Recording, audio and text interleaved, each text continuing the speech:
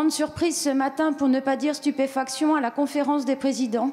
Vous avez refusé, Monsieur le Président, notre demande de rendre hommage avec 1 minute de silence à cette infirmière tuée dans l'exercice de ses fonctions. Je n'aurai donc pas de questions au gouvernement et propose avec mon groupe, pour le temps restant de mon intervention, d'observer 1 minute de silence en hommage à cette soignante.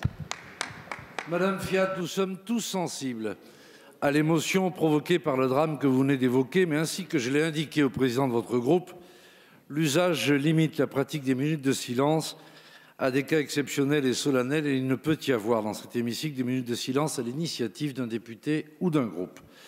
Votre ministre de la Santé abandonne le navire en pleine tempête. Elle a démissionné alors que la crise du coronavirus continue de faire planer une inquiétude sur notre capacité à faire face à une épidémie de grande ampleur. Contrairement à d'autres ministres en campagne, elle a décidé de se consacrer à la campagne municipale à Paris. Une façon bien commode de ne pas assumer son bilan catastrophique à la tête du ministère. Je voudrais intervenir suite à l'interpellation de ma collègue Caroline Fiat tout à l'heure pour m'associer à la tristesse de la nation suite au décès de l'infirmière à Thouars, cette jeune infirmière de 31 ans, mère de 2 enfants, qui a été poignardée à mort par un patient psychotique. Dès le lendemain, le délégué ministériel à la santé mentale s'est rendu sur place et je me rendrai moi-même sur place dans les prochains jours à Thouars, sans presse, à la rencontre des équipes, parce que je pense que c'est mon rôle que d'y aller.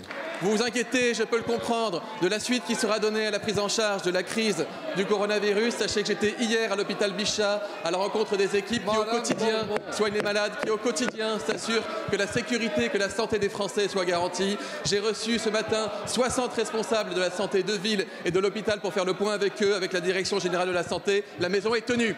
L'honnêteté devrait vous pousser à reconnaître que dans ce dossier, le gouvernement fait preuve d'autant d'arrogance que d'autoritarisme. Arrogance lorsque vous répétez aux Français qu'ils n'y comprennent rien.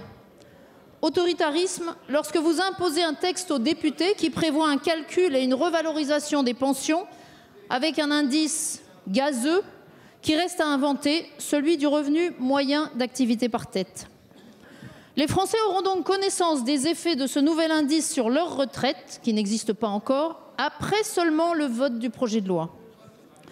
C'est un peu comme si vous demandiez aux Français de monter dans un train pour une destination inconnue, avec le prix du billet connu, lui, seulement à l'arrivée. Nous construisons un système universel où tous les Français, tous les actifs auront leur place, et il est donc nécessaire que le point soit réévalué sur la base d'un revenu, d'un indicateur qui est le revenu d'activité par tête. Et ce revenu d'activité par tête sera composé à près de 70% par le salaire moyen par tête, car 70% des actifs français sont les salariés, comme vous le savez bien, et cela ne doit donc pas vous poser, à mon avis, beaucoup plus de questions. La radicalisation dans les prisons dont parlait M. Meyer Habib, elle n'est pas née en 2012 avec l'élection de M. François Hollande, elle existait avant 2012.